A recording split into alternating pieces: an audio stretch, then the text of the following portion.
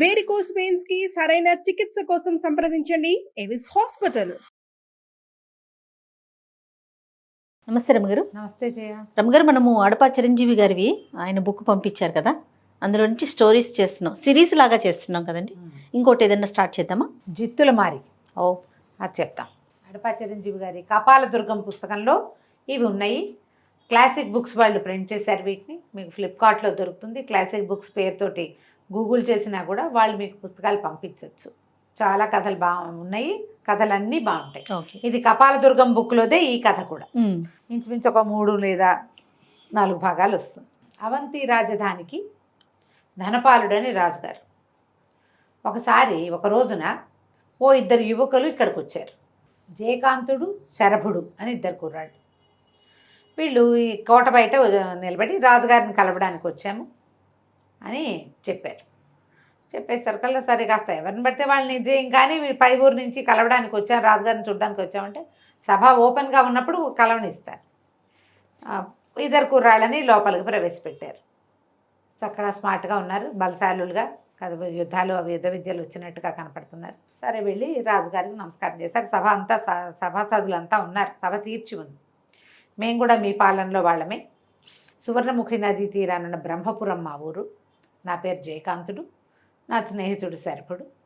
మేమిద్దరము మీకు ఒక విషయం చెప్పడానికి వచ్చాము అని చెప్పండి, ఏదైనా చెప్పండి చెప్పమన్నారు. చెప్పమంటే నాకు కళలు కానీ అలవాటు ఉందండి. అప్పుడప్పుడు కళలు వస్తాయి, వచ్చిన కళలు నిజమవుతాయి. నాకు వచ్చిన కళ నిజమవుతుంది అని చెప్పాడు. చెప్తే రెండో వాడు ఏమన్నాడంటే, శరభుడు, ఈ జయుడికి తాత ఉన్నాడు, తాత చనిపోయి బతుకుతాడు మళ్ళీ అని కళ వచ్చింది. మర్నాడు పొద్దున వాళ్ళ తాత చనిపోయాడు.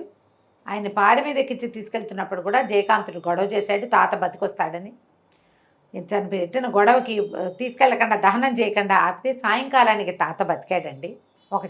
ఒకసారి దొంగల మీద కళ వచ్చింది. ఏదో ఎడ్ల బండి పోయింది. ఆ ఎడ్లు ఎక్కడున్నాయో ఇతని కళలో కనపడింది. దొరికినాయి. సభాసదులంతా నవ్వారు. అలాగా అన్నారు. కళలు నిజం అవుతాయంటే అవుతాయి, లేకపోతే లేదు. ఎవరి కళ వాడికి నిజం అవుతుంది.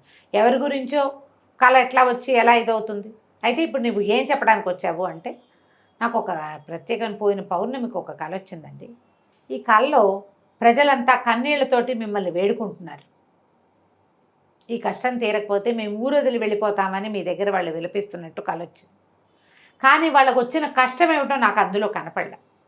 ఈ కళ్ళలో నుంచి లేచి నేను అది ఆలోచిస్తూ మళ్ళీ పడుకున్నప్పుడు నాకు మీ యువరాణి మదన మంజరిని నేను వివాహం చేసుకున్నట్టు రెండో కళ వచ్చింది. ఇవి 2 పౌర్ణమి నాటి రాత్రి వచ్చాయి. ప్రజలకు ఏదో కష్టం రాబోతోంది, మిమ్మల్ని జాగ్రత్తగా ఉండమని చెప్పడానికి వచ్చాం అంటే అందరు సభాసదులంతా నవ్వారు. కొంతమంది రాజుగారు సీరియస్ అయిపోయాడు. పిల్లని పెళ్లి చేసి రాజకుమార్ని పెళ్లి చేసుకున్నట్టు కళ వచ్చిందంటే వస్తుంది కదా. రాజుగారు వీళ్ళిద్దరిని బంధించండి అని కేకలు పెట్టాడు. ఇద్దరిని బంధించి పట్టుకుపోయారు. నిజానికి ఈ అబ్బాయికి రాజకుమారిని పెళ్లి చేసుకునే ఉద్దేశం కాదు, ఏదో ఇబ్బంది రాబోతుంది. బాగా ఆలోచించుకున్నారు. ఇప్పుడు రాజ్యం సుభిక్షంగా ఉంది, ఏ ప్రాబ్లము లేదు. ఎందుకు కష్టం వస్తుంది ప్రజలకి? ఏ కష్టం వస్తుంది? వాడు ఏదో చెప్పడానికి వచ్చాడు. రెండో మాట ఏం చెప్పాడు? పిల్లల్ని రాజకుమార్తెని పెళ్లి చేసుకుంటాడు.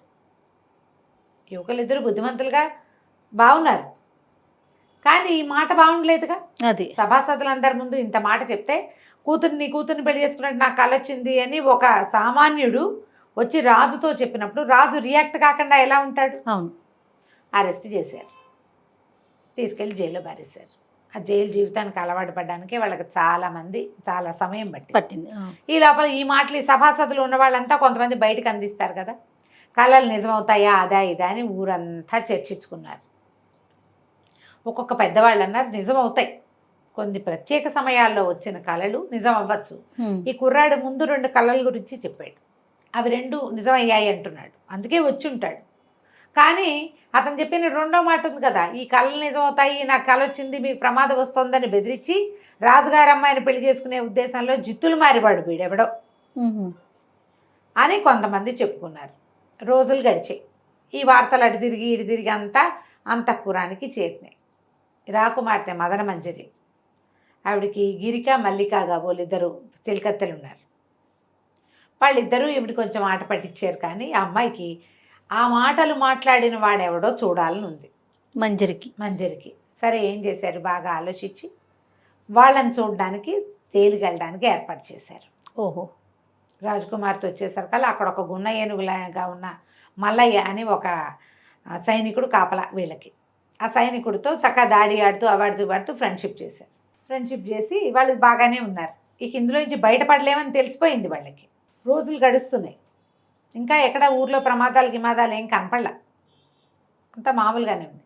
రాకుమార్తె తన చిలకత్తలతో కలిసి జైలుకి వచ్చి ఇతన్ని చూడడానికి వెళ్ళింది. నువ్వు ఇట్లా చెప్పావుడో నీకు పొగరా అదైదా ఇలా ఏదో ప్రశ్నించింది.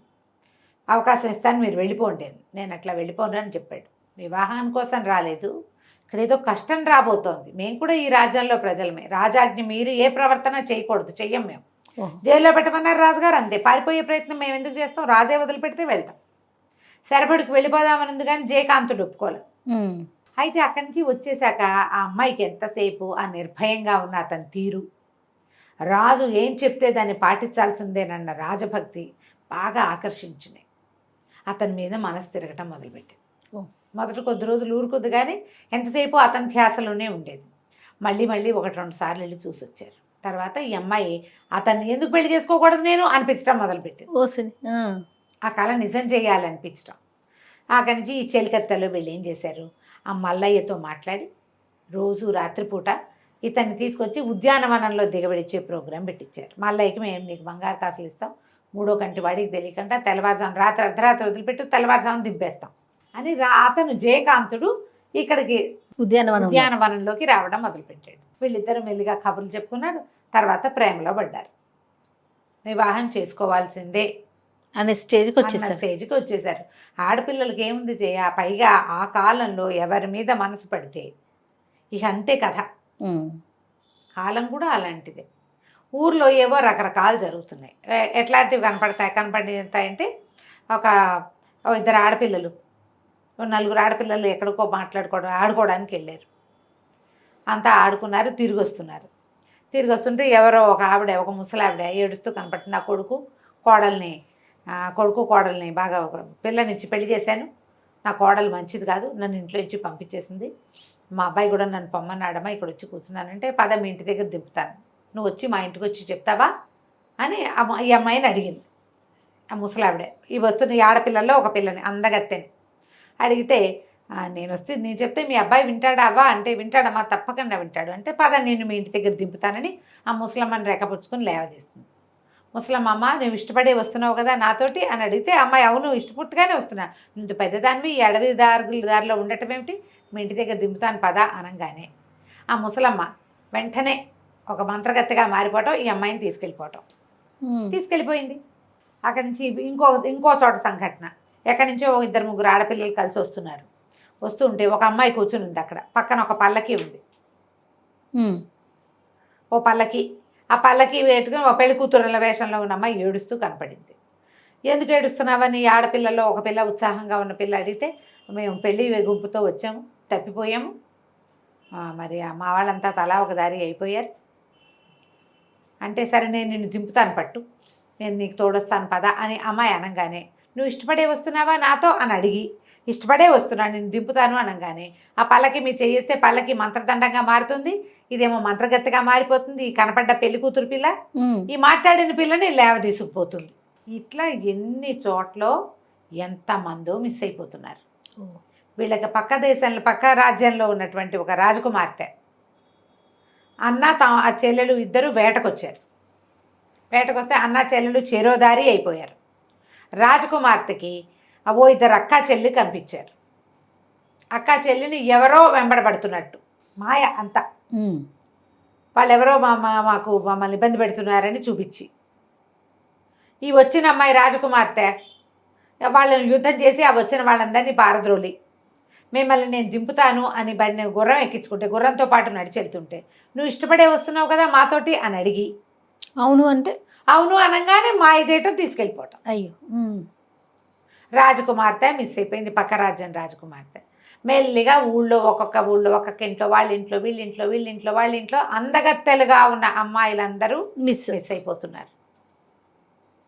ఎక్కడెక్కడ సౌందర్యవతులు గాయబు. కరణం గారమ్మాయి, మున్సబ్ గారమ్మాయి, రెడ్డి గారమ్మాయి, చలమయ్య ఏమిటి బంగార పని చేసే వాళ్ళ అమ్మాయి, ఇక అందరూ ఒక్కొక్క జాతి వీళ్ళే అని కాదు, రాజకుమార్తెలే అని కాదు, Hmm. సౌందర్యవతి పిల్ల అందగత్తె అనుకున్నావా, అంతే. బయటికి వెళ్తే మిస్ అయిపోవటమే. రాజు ఏం పట్టించుకోవట్లేదని పుట్టేసింది. అంతేగా ఇప్పుడు ప్రభుత్వం ఏం చేసింది అని, ఎక్కడో వరదలు వచ్చినాయి వెంటనే ప్రభుత్వం అంటాం మనం. అవును, వరద రావడానికి ప్రభుత్వం ఏం చేయలేదు, కొంచెం ఇంకా స్పీడ్గా చెయ్యాలి అంతే. అంతే. తప్పిస్తే దాన్ని ఆపలేరు కదా ప్రకృతి వైపరీత్యాలని. ఇప్పుడు ఇలా మాయమంత్రాలను ఎవరేం చేస్తారు? ఉమ్. దాంతో నానా గందరగోళము చెలరేగిపోయింది ఊర్లో. ఒక రకంగా కాదు.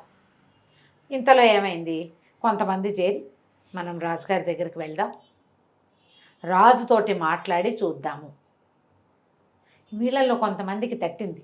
పూర్వం ఒక కుర్రాడు వచ్చాడు, ఉమ్. ఏదో విపత్కర పరిస్థితి వస్తుందని, వచ్చినట్టు కలొచ్చిందని చెప్పాడు. ఆ కుర్రాడు ఏమయ్యాడు? ఇక రాజుగారు అమ్మాయిని పెళ్లి చేసుకోవడం పాయింట్ వదిలేశారు. విపత్కర పరిస్థితి వస్తుందన్న మాట తెలిసింది. ఆ అబ్బాయి ఏమయ్యాడు అని మాట్లాడుకుంటున్నారు. ఏమయ్యాడు? వాడు రాజకుమార్తెకి ప్రియుడయ్యాడు. అదే కదా. అందులో ఉన్నాడు, జైల్లో ఉన్నాడు. ఈ గోలంతా వచ్చేసారు కల్లా ప్రజలందరూ రాజుగారి దగ్గరకు వచ్చారు. తిరగబడ్డారు. తిరగబట్టడానికి ఏముంది, ఈ ఊళ్ళో ఉంటే ఆడపిల్లలు మాయమైపోతున్నారు, మేము వేరే దేశాన్ని పక్క దేశాలకు వలస వెళ్ళిపోతాం, మిగిలిన పిల్లలనైనా బతికించుకోవాలి కదా. ఒక మంత్రగత్తె ఉమ్. ఆమె పిల్లల్ని మాయం చేస్తోంది, ఏదైనా చెయ్యండి అని వలవల ఏడుస్తూ అందరూ శోకాలు పెట్టారు. నేను తప్పకుండా చూస్తాను, తప్పకుండా చేస్తాను. ఎవరైతే ఈ మాయమైపోయిన ఆడపిల్లల్ని తీసుకొస్తారో, మంత్రగత్తెని ఎవరైతే పట్టుకుంటారో వాళ్ళకి అర్ధరాజ్యం ఇస్తా అని ప్రకటన చేశారు. ప్రజలంతా సంతోషించారు. ఇంత బిందాస్గా ఎవరంటారు? ఉమ్. సరేనని వెళ్ళిపోయారు. ఏకాంతంగా కూర్చుని ఈ మాయ మంత్రాలు ఎక్కడి నుంచి వచ్చినాయి మన రాజ్యంలోకి, ఎట్లా ఇది జరిగింది అని ఆలోచిస్తే ఇంకప్పుడు స్పార్క్ లాగా వెలిగింది. ఇలాగే ప్రజలు కళ్ళనీళ్ళు పెట్టుకుని పరాయి దేశం వెళ్ళిపోతామని అంటున్నట్టు మనకు ఒకళ్ళు చెప్పారు. ఎవడు వాడు? మంత్రి గారు వచ్చాడు. మంత్రి గారు అన్నాడు, ప్రభు అప్పుడు ఒక కుర్రవాడు, 2 కుర్రాళ్ళు వచ్చారు, వాళ్ళు చెప్పారు ఈ సంగతి. వాళ్ళు ఇప్పుడు ఎక్కడున్నారు? జైల్లో ఉన్నారు ప్రభు. అప్పుడు ఆయన గుర్తొచ్చింది, ఓహో నా కుమార్తెని వివాహం చేసుకుంటానన్నాడని జైల్లో పెట్టాను. జైల్లో పెట్టాం. అయితే మంత్రి అన్నాడు, ప్రభు ఒక ముఖ్యమైన విషయం చెప్పాలి. రాజకుమార్తె ప్రతి రాత్రి అప్పుడు వచ్చిన యువకులు ఇద్దరిలో ఒక యువకుడిని రాత్రిపూట ఉద్యానవనంలో కలుస్తోందని ఒక వార్త ఉంది అనగానే రాజుకు నవ్వొచ్చింది. వాడు 2 కళలు చెప్పాడు. ఒకటేమో ప్రజలు ఏడుస్తారని, రెండోదేమో రాకుమార్తెతో వివాహానికి ప్రబంధం జరిగిపోయింది. ఇక్కడ ప్రజలు ఏడ్చేందుకు ప్రబంధం జరిగిపోతుంది. అంటే నిజమే అన్నమాట. వాళ్ళిద్దరిని విడిపించి తీసుకురండి. విడిపించి తీసుకొచ్చాక ఏం జరిగిందో మనం వచ్చే భాగంలో తెలుసుకుందాం. కానీ అడపా చిరంజీవి గారి నావెల్స్ ఎంత బాగున్నాయి రమ్మగారు. చిన్న ట్విస్ట్ బ్రహ్మాండంగా, ఒకదాన్ని మించి ఒకటి ఉన్నాయి. కానీ అన్ని ట్విస్టులే ఉన్నాయి. ట్విస్ట్లే ఉన్నాయి. హాయిగా చదువుకోవచ్చు జయ. లాంగ్వేజ్ ఎంత సింపుల్ గా ఉంటుందో, చాలా సుఖంగా వెళ్తుంది కథ. ట్రై చేయండి కొనుక్కుని పుస్తకం చదవడానికి. తప్పకుండా అండి. నమస్తే రమ్మగారు. నమస్తే జయ.